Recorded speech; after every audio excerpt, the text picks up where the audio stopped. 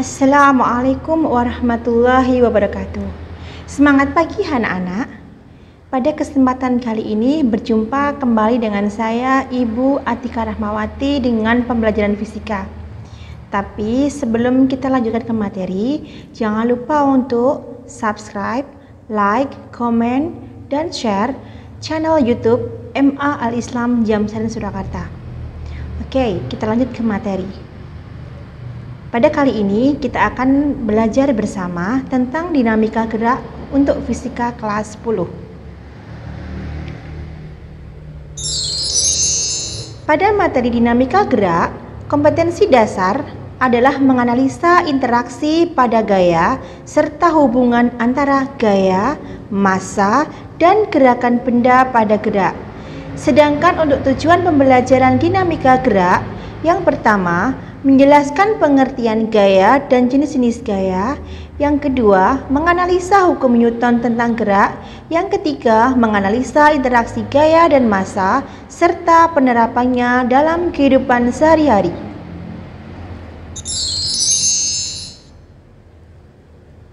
Pada saat kita berkendara di jalan raya, kita bisa mengamati bahwa banyak kendaraan yang dapat melaju dengan tenang saat melintasi jalan yang lurus.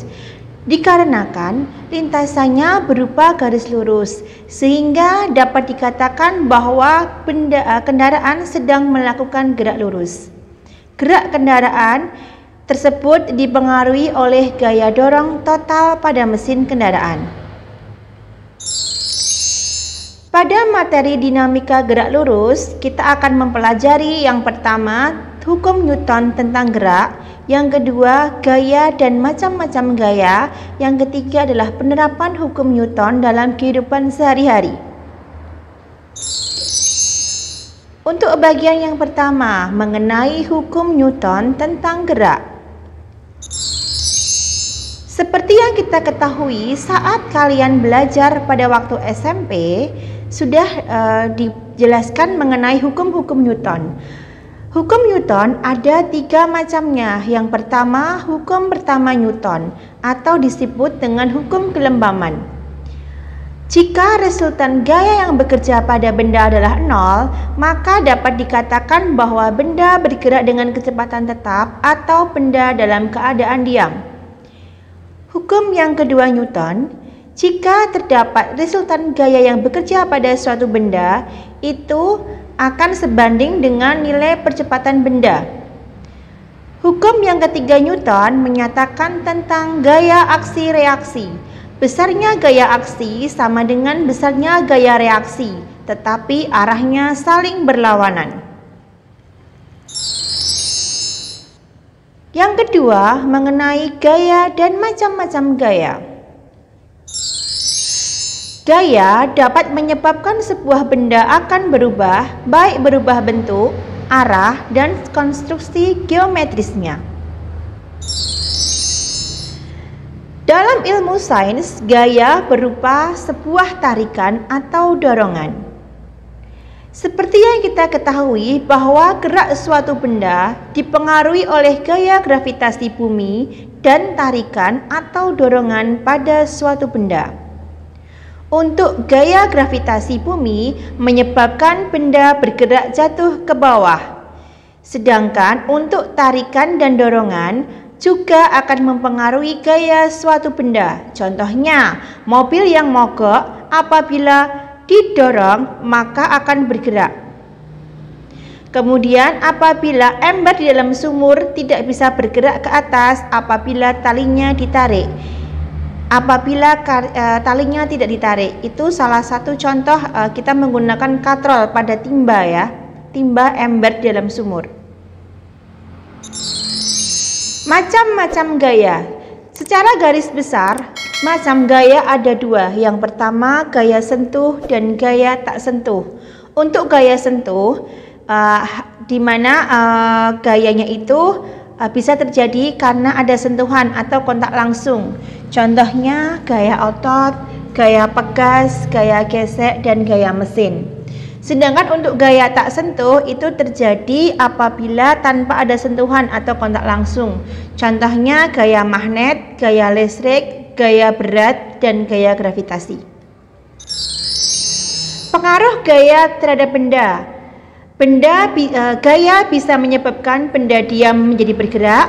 Gaya bisa menyebabkan benda bergerak menjadi diam.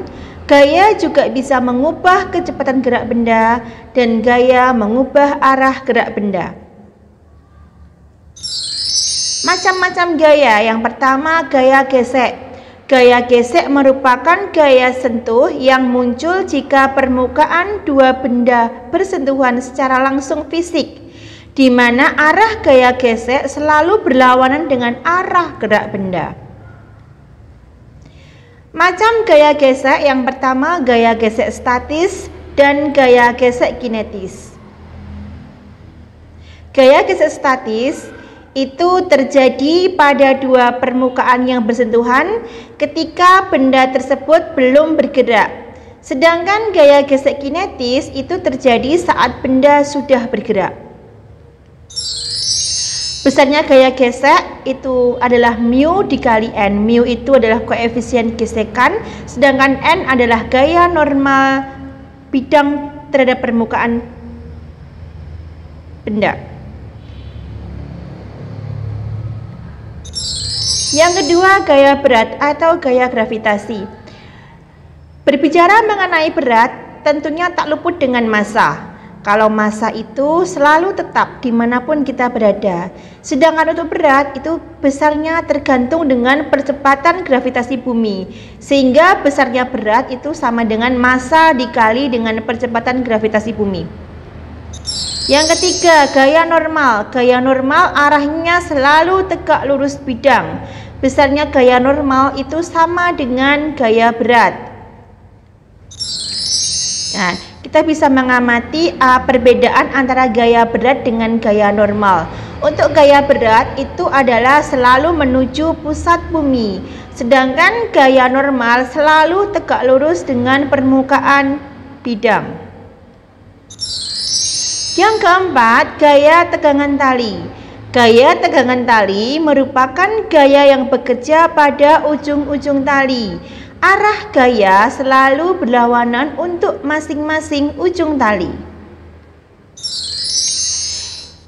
Untuk poin yang ketiga, penerapan hukum Newton pada kehidupan sehari-hari.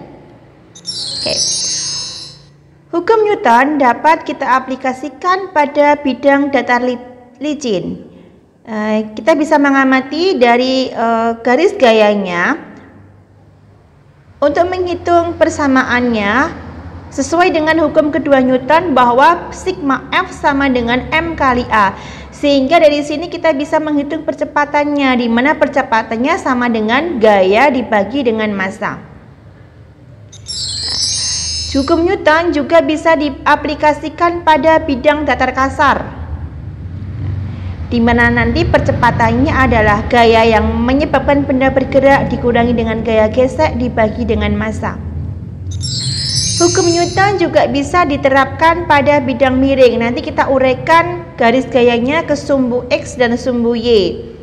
Untuk yang menuju pusat bumi kita menggunakan W cos theta, sedangkan pada bidang yang menuju lintasan itu adalah W sin alpha. Juga bidang miring pada permukaan kasar, karena biasanya kita benda itu tidak selalu lintasannya berupa bidang yang licin, terkadang bidang yang kasar. Kita bisa menghitung percepatan bendanya menggunakan rumus. Juga dalam lift, kan lift ada yang diam, ada yang bergerak ke atas, ada yang turun ke bawah. Jadi di sini kita bisa menguraikan pada saat keadaan diam sehingga gaya normal sama dengan gaya berat. Untuk bergerak ke atas, besarnya normal sama dengan M dikalikan G ditambah A. Untuk bergerak turun, N sama dengan M dikalikan G min A. Untuk benda saling sentuh, ya, kita juga bisa diaplikasikan menggunakan hukum kedua Newton. Untuk benda yang diikat dengan tali juga pun demikian ya, dapat kita uraikan garis gayanya. Demikian pemaparan materi dari saya tentang hukum Newton, dinamika gerak Semoga bermanfaat. Terima kasih atas perhatiannya. Mohon maaf jika punya salah. Kita berjumpa di lain kesempatan. Suatu pengetahuan ilmu itu kalaupun tidak bermanfaat untukmu, itu pasti tidak akan membahayakanmu. Terima kasih. Wassalamualaikum warahmatullahi wabarakatuh.